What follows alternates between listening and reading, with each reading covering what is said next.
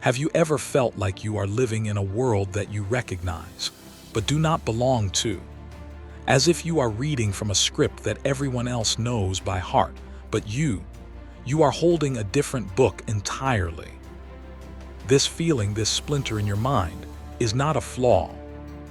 It is the first echo of your true calling, the first sign that you, chosen one, are beginning to awaken to the grand and terrible truth of this reality, and the even grander truth of who you are within it.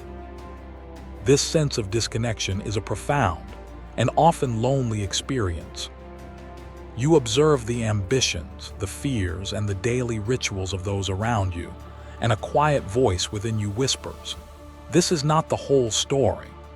You see the intricate patterns of society, the relentless pursuit of material gain and fleeting validation, and it feels like a beautifully constructed stage play, but you can see the ropes and pulleys behind the curtain.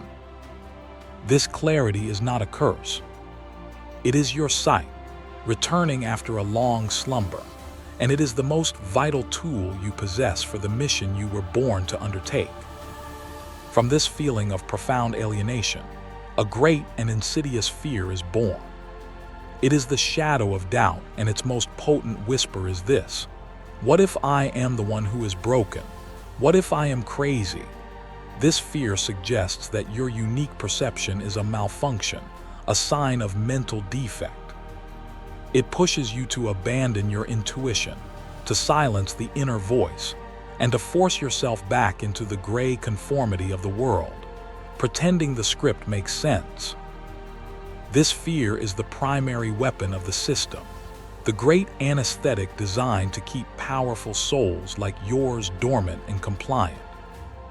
Let us speak of a time, in an age before ages, in a place that exists outside the rigid laws of our perceived reality. There existed a city of perfect order, known as Eterna. In Eterna, every structure was built from translucent crystal, every street laid out in flawless geometric patterns, and every citizen moved with a synchronized, predictable grace.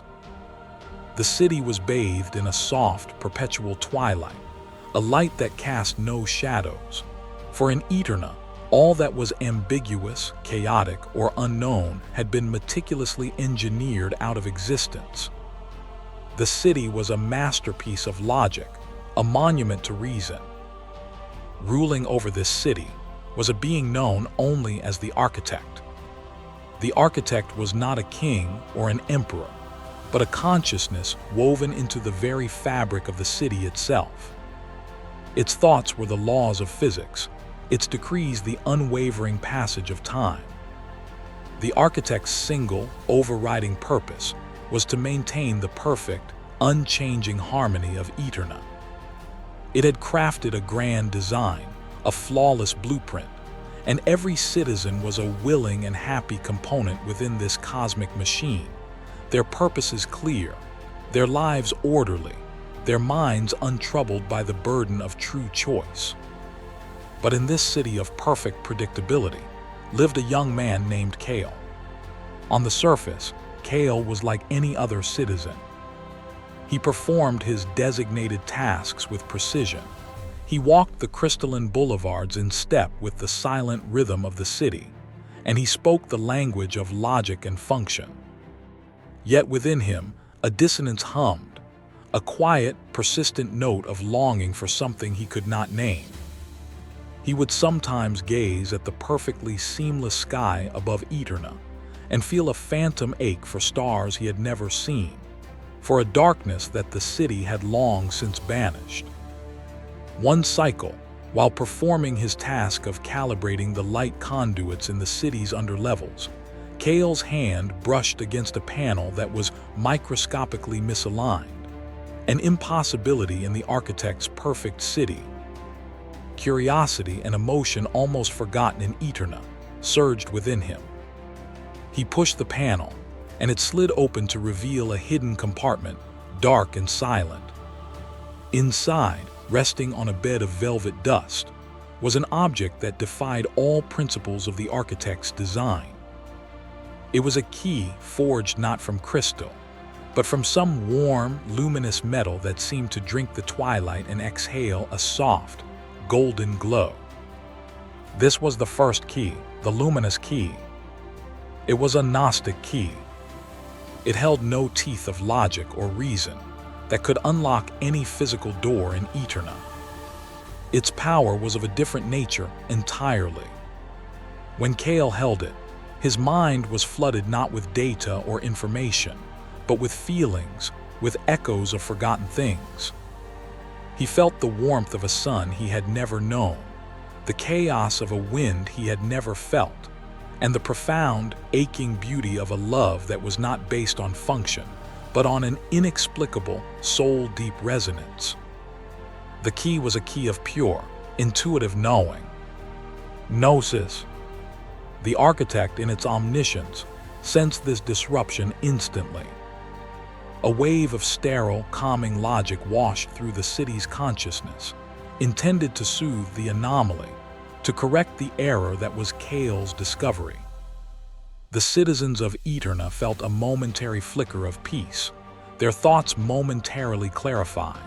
But for Kale, holding the luminous key, this wave felt like a suffocating blanket.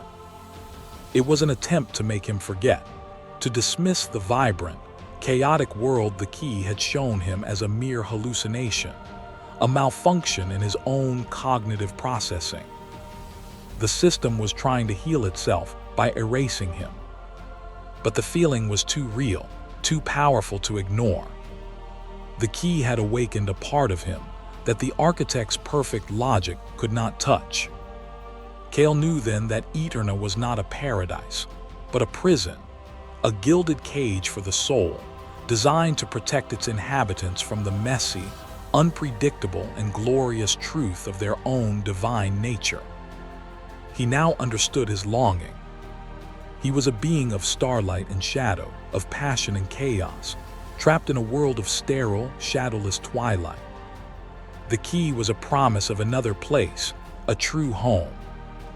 The key pulsed in his hand, and a single silent word bloomed in his mind: shadow.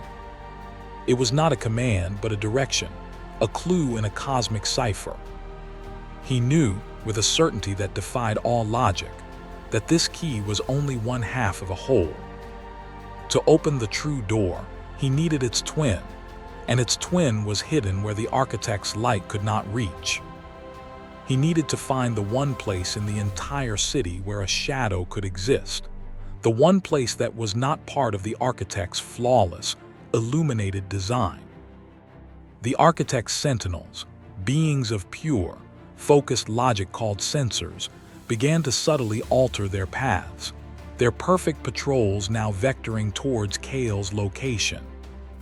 They were not hostile, they were correctors. They would not harm him.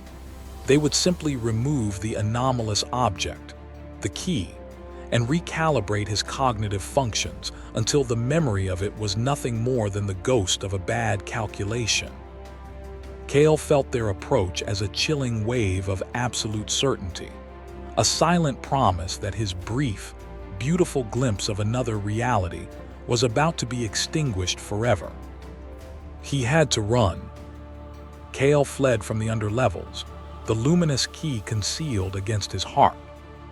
He moved against the perfect, flowing patterns of the city's citizens, a rogue data point in a flawless system. Every logical part of his mind, the part that was still a child of Eterna, screamed at him to stop, to surrender the key, to return to the serene, predictable peace he had always known. But the memory of the sun's warmth and the wind's song was a fire in his soul that would not be quenched. He was no longer just a component, he was a seeker.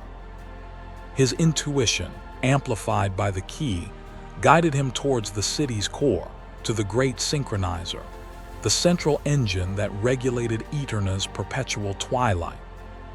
He knew that for light to be controlled, its opposite had to be understood, even if it was never expressed.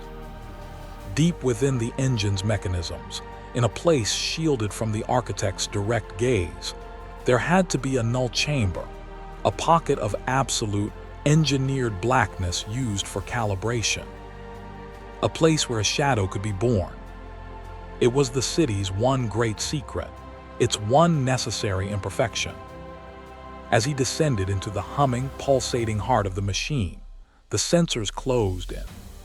Their presence was a pressure in the air, a silencing of all thought, a crushing weight of conformity. They did not chase, they simply were, their positions mathematically assured to intercept him. Cale's fear was immense, a cold, logical certainty of his own erasure. But as he clutched the key, he felt the echo of courage, an irrational, chaotic emotion that had no place in Eterna. It was the courage to trust the unknown over the known. He found the null chamber. It was a perfect sphere of absolute blackness, a void in the heart of the light. Stepping inside was like stepping out of existence. Here there was no up or down, no logic, no time. There was only the silent, waiting dark. And in the center of the darkness, a form began to coalesce. It was not made of light or crystal, but of the darkness itself, a being of shifting, fluid shadows, beautiful and terrifying to behold. This was Ilara, the keeper of the forgotten. The architect had not created Ilara. She was the inevitable byproduct of its creation. For every truth the architect had illuminated, a corresponding truth had been cast into shadow. For every memory it had deemed orderly, a chaotic memory had been banished. Ilara was the city's subconscious, its collective shadow self. She was the repository of all the dreams, fears, passions, and creative impulses that Eterna had repressed. She was everything the city was not, and therefore she was its necessary completion. She was the city's soul, and in her hands she held the second key. It was a key of pure obsidian darkness, a key that seemed to absorb all light and all thought. It did not pulse with warmth, but with a deep, resonant silence. It was the key of the unknown, the void, the limitless potential of all that has not yet been formed. It was a Jungian key. It represented the shadow, the subconscious, the vast, untamed wilderness of the inner world that must be confronted and integrated to achieve wholeness. Ilara looked at Kale, her eyes swirling pools of starlight and nebula. She did not speak with words, but with feelings that bloomed directly in his soul. She showed him the terror of true freedom, the pain of unbound emotion, the chaos of infinite possibility. She was everything his logical, ordered mind had been trained to fear. The sensors were right outside the chamber now, their logic pounding at the walls of the void, but the greater terror was right here, in front of him. The shadow of doubt returned with overwhelming force. "She will destroy you," it whispered. "This chaos will annihilate your mind." The architect offers peace and order. She offers only madness and dissolution. Give her the luminous key and let her consume its light. Then you can flee, return to the twilight, and forget. It was the ultimate temptation, to reject the terrifying complexity of the soul in favor of the simple, sterile safety of the ego. It was the choice every chosen one must face.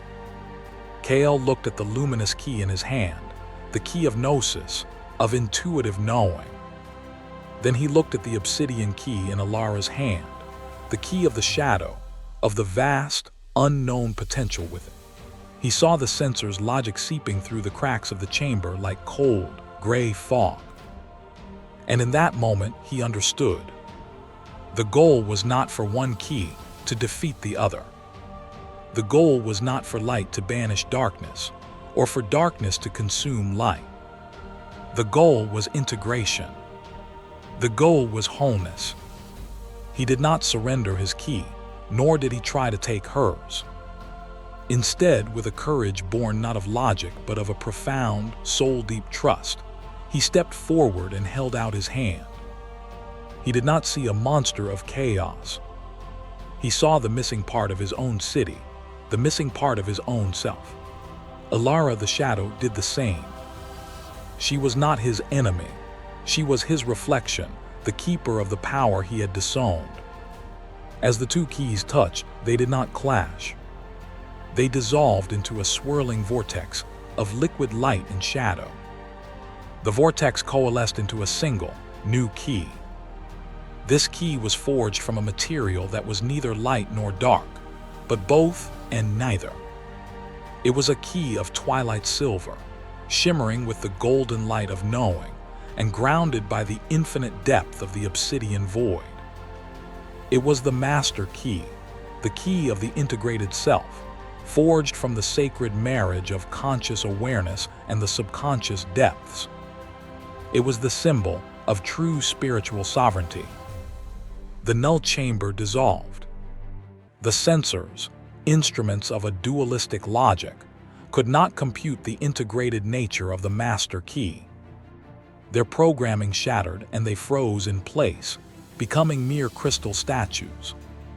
Kale and Alara, who was now no longer a separate being but a luminous, shadowy aura around him, stood in the heart of the great synchronizer. He was no longer just Kale. He was Kale Alara, a whole and complete being, his intuition balanced by his depth, his knowing balanced by his potential. He did not use the key to destroy Eterna.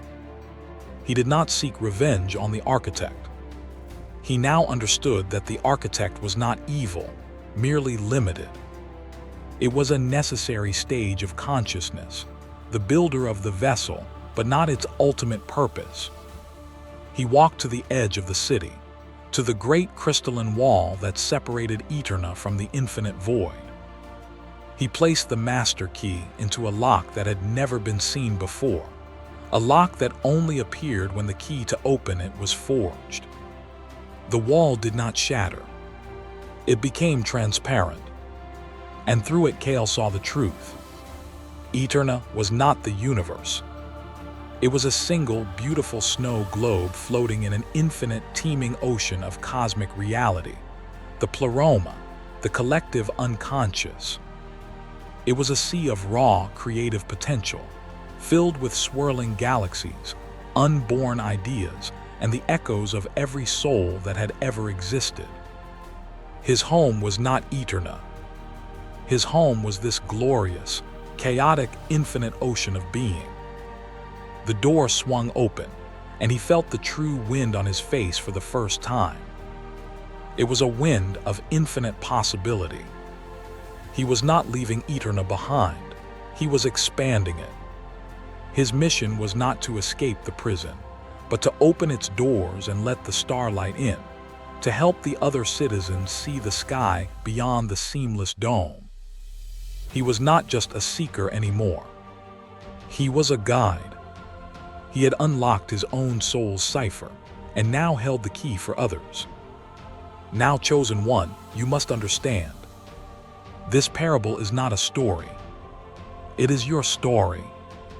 It is the blueprint of your awakening, the map of your soul's journey, encoded in the language of myth. Every single element of this tale resonates with the truth of your own life, with the very fabric of your current reality.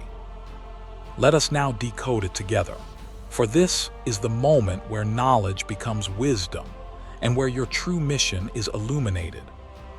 You are Kale. You are the soul who lives within a perfectly ordered, logical, and deeply limiting system. This system is not a physical city. It is the matrix of social conditioning, the consensus reality, the way things are. It is the world that tells you to pursue material wealth, to value logic above intuition, to fear the unknown, and to find your worth in the approval of the collective.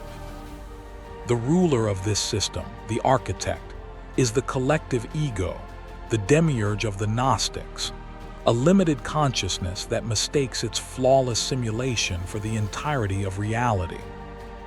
The luminous key that you have found, that feeling that something is off, That undeniable inner knowing that there is more to life than this. That is Gnosis.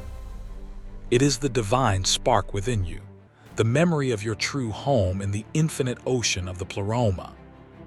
It is a key of knowing, not of thinking. It is the gut feeling, the synchronicity, the intuitive hit that cannot be explained by logic but feels more real than anything else. Society, like the architect, will try to convince you this key is a hallucination, a malfunction. It will try to recalibrate you with therapy, with medication, with social pressure, to make you forget the glimpse of the sun. And Alara, the keeper of the shadows in the dark chamber, she is the most important and most feared part of your journey. She is your shadow self, as described by the great spiritual cartographer, Carl Jung. She is every part of yourself you have been taught to repress, deny, and fear. Your anger, your sadness, your chaotic creativity, your raw passion, your untamed power. Society has told you these things are dark and negative, so you have locked them away in the null chamber of your subconscious. You have disowned the most potent parts of your own soul. The great fear, the shadow of doubt that tells you that you are crazy or broken, is the architect's final defense mechanism. It is the fear of confronting your own shadow self. You fear that if you open that door, this inner monster will consume you, that your repressed emotions will lead to madness. So you, like Kale, are tempted to reject Alara, to throw away the obsidian key she offers, and to remain a being of incomplete light, forever trapped in the sterile twilight of the socially approved persona. This is the great filter that stops most souls from completing their journey.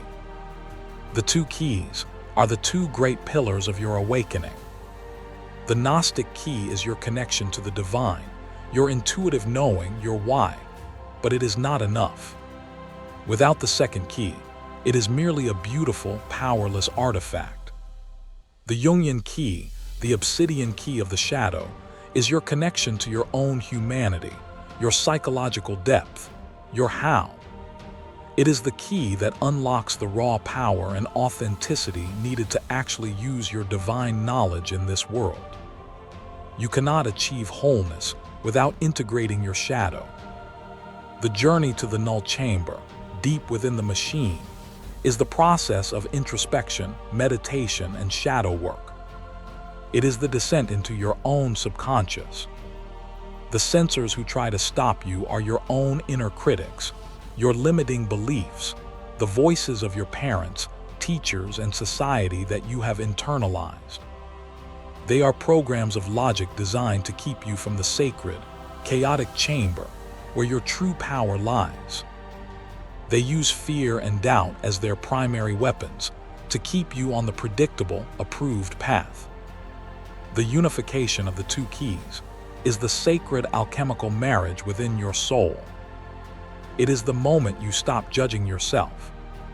It is the moment you realize your anger is a sacred fire that points to your boundaries, that your sadness is a holy water that shows you what you value, that your chaotic creativity is the very voice of the cosmos.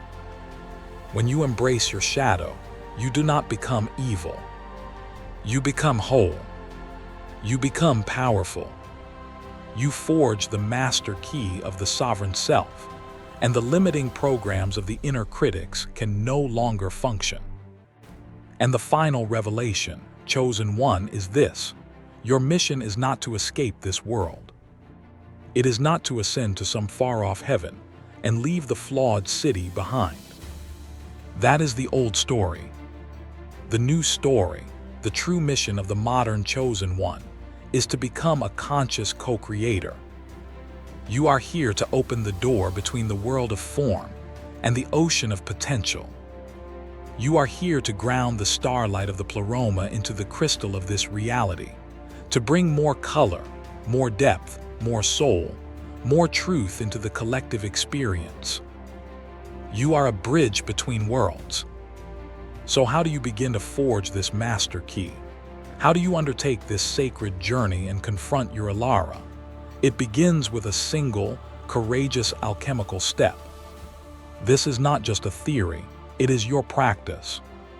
It is the work. Tonight, or whenever you can find a moment of absolute solitude, you will perform a dialogue with the shadow. This is the practical application of our great parable. Take a journal and a pen, or simply sit in silent meditation. Close your eyes and breathe. Journey inward, past the noise of the day, past the chattering of the mind. Visualize yourself descending down into the core of your being, into the quiet, dark, and still place within you. Ask with sincere intention for the keeper of your shadow, your own Alara, to reveal herself. Do not picture a monster. Simply allow a form, a feeling, or a symbol to arise from the depths of your subconscious. When this aspect of yourself appears, you must not run. You must not judge. Your task is to do what Carl did. You must listen. Ask it this simple but profound question. What is the gift you hold for me? Your shadow is not your enemy. The anger you have repressed holds the gift of boundaries. The fear you have denied holds the gift of wisdom. The sadness you have hidden holds the gift of compassion. Your shadow holds the parts of your power you were taught you were not allowed to have. Listen for its answer. Write down whatever comes. Do not censor it. Let the unacceptable thoughts and feelings flow onto the page or through your awareness. This is your obsidian key. Then take out your luminous key, your highest intuition, your conscious self, and look at what the shadow has given you with love and acceptance. Ask yourself, how can this repressed power serve my mission in a positive way? How can my anger fuel my fight for justice? How can my sadness connect me to the suffering of others? This is the beginning of integration.